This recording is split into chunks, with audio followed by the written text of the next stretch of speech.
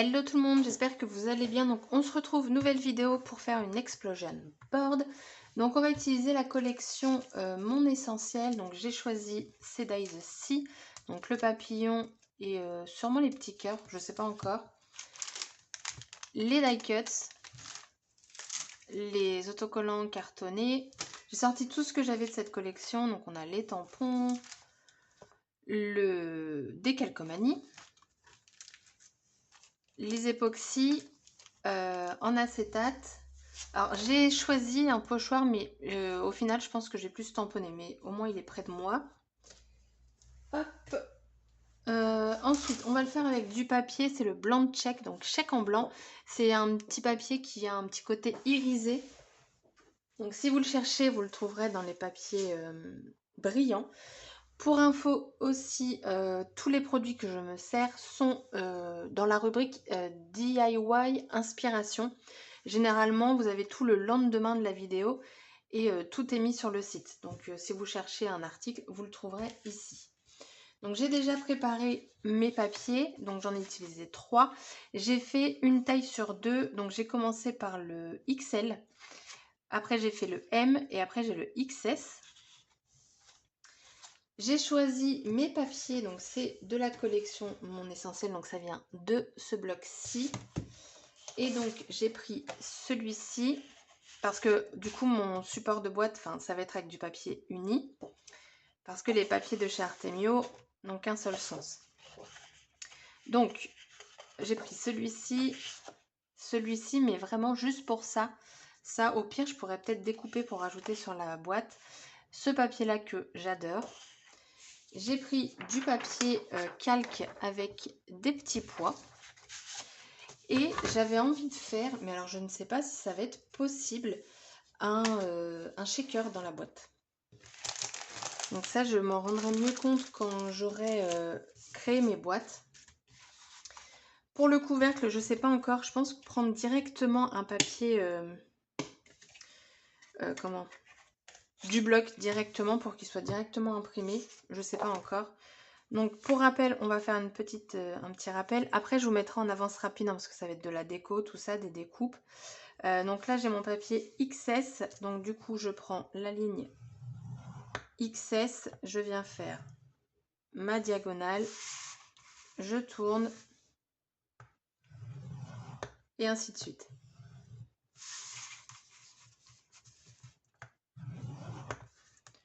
Là en plus, bon, quand vous aurez la vidéo, Pâques ce sera sûrement passé, donc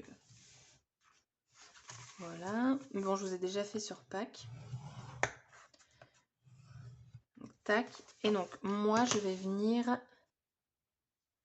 donc couper les 4 carrés aux extrémités.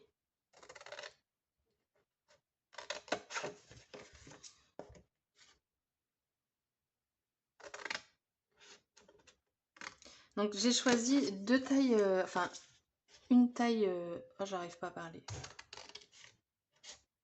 Des tailles qui ne se suivent pas. Une sur deux, voilà. Pour avoir un espace pour justement si je fais mon shaker. Et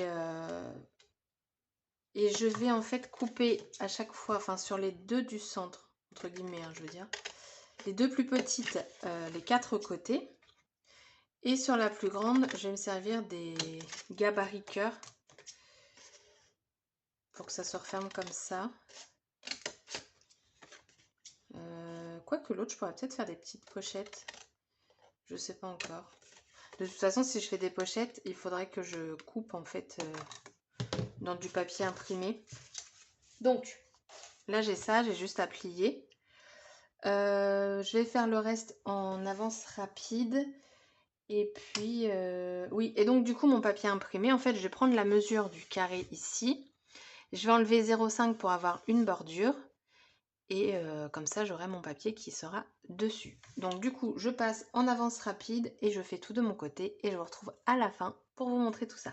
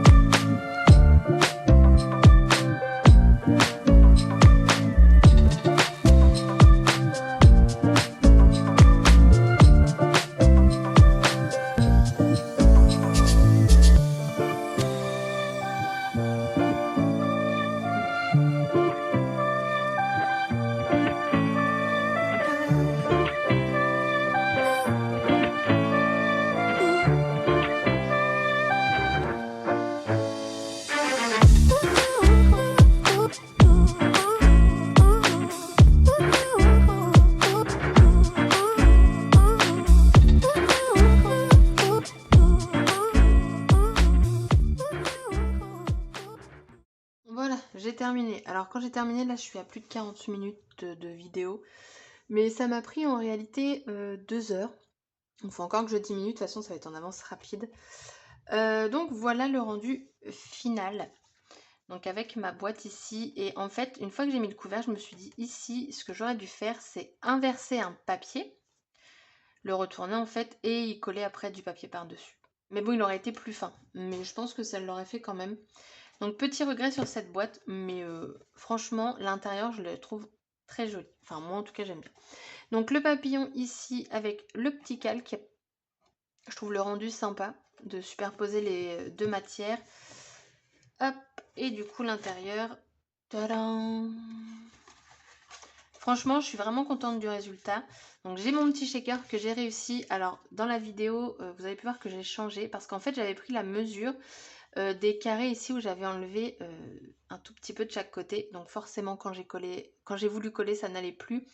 Et ce papier là, comme je l'ai pris sur un fond, un tout petit fond, bah, j'en avais plus. Donc j'ai pris sur une chute de papier que je me suis déjà servi ici. Donc je suis contente, j'ai mon petit shaker. Après qui n'est pas très utile, mais ça fait une petite déco, je trouve, que j'ai tamponné donc à l'intérieur. Donc la boîte à explosion, vous la mettez dans le sens que vous le voulez hein, à peu près. Je n'ai pas décoré en fait derrière ici parce que bah, c'est pas ce qu'on voit de toute façon, donc voilà.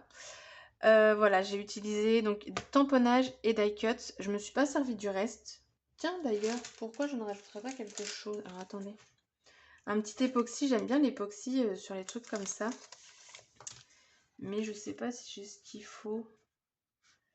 Parce que j'en suis déjà servi. Ah, une petite fleur comme ça. Attendez. Il y a la petite coccinelle. Donc vous avez pu voir, j'ai mis aucune abeille, rien du tout.